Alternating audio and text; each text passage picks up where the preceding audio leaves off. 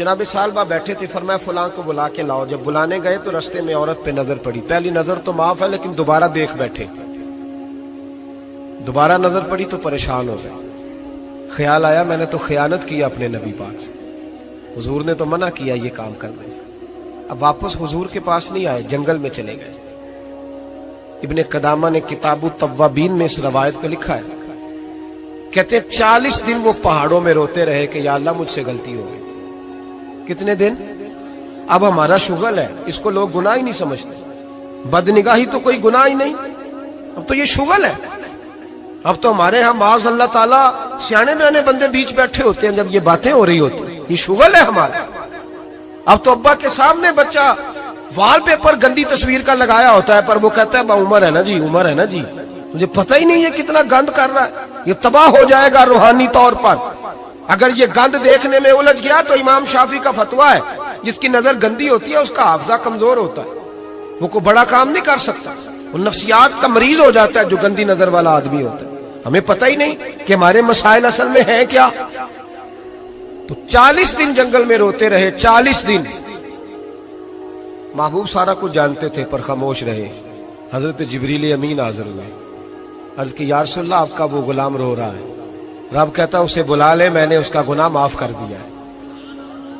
تو نبی پاک صلی اللہ علیہ وسلم نے حضرت مولا علی شیر خدا اور جناب سلمان فارسی کو بھیجا، فرمایا فلاں جگہ ہے لے آؤ. کہتے ہیں جب ہم گئے تو 2 پہاڑوں کے درمیان جناب سالبہ تڑپ کے رو رہے. ہمیں دیکھ کے اور روئے. کہنے لگے علی میرے بارے میں کوئی آیت تو نہیں نازل ہو گئی؟ تو کہا نہیں، چل حضور نے بلایا ہے. کہا اچھا حضور کہتے کیا تھے، فرماتے کیا تھے؟ کہا پتہ نہیں لیکن بلایا ہے. کہتے جب ہمارے ساتھ چلنے لگے مسجد نبوی قریب آئی تو کہنے لگے علی بہت بڑا گناہ کر بیٹھا ہوں، نظریں میلی ہو گئی، وضو نہیں آنکھوں کا، مجھے ڈائریکٹ نہ لے کے جاؤ حضور کے پاس. جب نبی پاک نماز کی نیت باندھ لینا پھر میں جاؤں گا، میں پیچھے کھڑا ہو جاؤں گا حضور کے. میری طبیعت میں حوصلہ نہیں. یہاں تو پتہ نہیں میں کس طرح عشق رسول کا دعویٰ کرتا ہوں منبر پر بیٹھ کر. اور ہماری یہ میلاد آئے گا تو محفل میلاد میں اس طرح کے دعوے ہوں گے اسٹیج پر کہ علمان والحفیظ، پتہ نہیں کیا کیا لوگ کہہ دیں گے. پتہ نہیں ہم کیا ہے اور ہم کیا کہہ رہے ہیں. من آنم کے من دانم، پتہ ہی نہیں اور کتنا بڑا دعویٰ کر دیا. کہ میرے اندر طاقت نہیں سامنا کرنے. مولا علی فرماتے ہیں جب حضور نے مغرب کی نماز کی نیت باندھی تو انہوں نے بھی پیچھے نیت باندھ لی. اتفاق کی بات یہ کہ حضور نے پہلی رکعت میں سورہ انفطار پڑھنی شروع کر دی. اذا السماء انفطرت واذا الكواكب انتصرت واذا البحار فجرت. کہتے ہیں جب محبوب اس آیت پہ پہنچے نا کہ یا ایھا الانسان ما غرک بربک الکریم، اے انسان تجھے کس چیز نے دھوکے میں ڈال دیا، حالانکہ تیرا رب تو بڑا ہی کرم کرنے والا ہے، تو کس طرح کسی اور کے دھوکے میں بربک الکریم. اور ضمیر واحد ہے، میں تفسیر پہ نہیں جاتا. کہا تیرا اپنا رب، بربک کا تیرا اپنا رب، تیرا رب تو بڑا کریم ہے، تو پھر بھی کہیں اور چلا گیا. جب یہ آیت سنی تو پیچھے چیخ ماری، بے ہوش ہو کے گر گئے. گھر والے گھر لے گئے. نماز مکمل ہوئی تو حضور نے فرمایا کیا ہوا؟ عرض کی حضور وہ تو رو پڑے تھے، گھر لے گئے. محبوب پیچھے گئے تو بے سدھ پڑے، تیز بخار ہو گیا.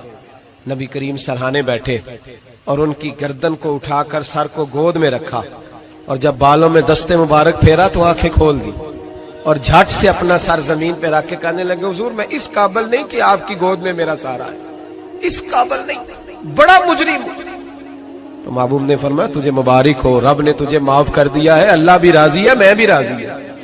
اب حضور کے قدموں کے قریب آئے تو کہنے لگے حضور آپ راضی ہیں؟ کہا راضی ہوں. فرمایا پھر میرے لیے دعا کریں، اللہ اسی رضا میں مجھے قبول کر لے. بس یہ بات ہوئی تھی، انہوں نے کلمہ پڑھا تو روح پرواز کر گئی.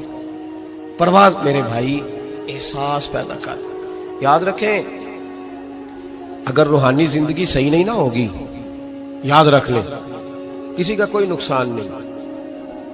سارے سکون سے سو جائیں گے، آپ نہیں سو پائیں گے. اگر آپ کے ضمیر پہ بوجھ رہیں گے نا تو سارے لوگ رمضان میں 4 قرآن پاک ختم کریں گے، آپ 10 پارے بھی نہیں پڑھ پائیں گے. اگر آپ اپنے آپ کو صحیح نہیں کریں گے، روحانی زندگی بحال نہیں ہوگی، تو یاد رکھنا बड़ा अपना आप सारा कुछ सजा के ज़ाहिरन बड़े परहेजगार बन के भी अपने ज़मीर की अदालत में फैसला अपने हक में नहीं करा पाए। तिजोरियों से माल भरा हुआ होगा लेकिन घर में सुकून नाम की चीज ढूंढने से नहीं मिलेगी। इसलिए कि अला बिज़िक्रिल्लाह तत्मइन्नुल कुलूब, अल्लाह की जात से जुड़ जाने से दिल को सुकून होता है। क्या बहुत बड़ी सजा नहीं मालिक की कि इंसान सारा कुछ करे, फारिग टाइम हो तो वो टीवी देखे? क्या बहुत बड़ी सजा नहीं कि 3-3 महीने की छुट्टियां भी उसे हों लेकिन वो एक सिपारा कुरान पाक ना पढ़ सके? वो गप्पे मारने बैठे तो 6-6 घंटे लगा दे और तस्बीह दी जाए तो 10 मिनट में बस हो जाए, दरूद पढ़ा ही ना जाए। ये सजा नहीं? क्या ये कम सजा है कि वो दुनिया दराज पे घूम आए लेकिन मस्जिद में जाए तो उसे कुछ बने? क्या सजा नहीं?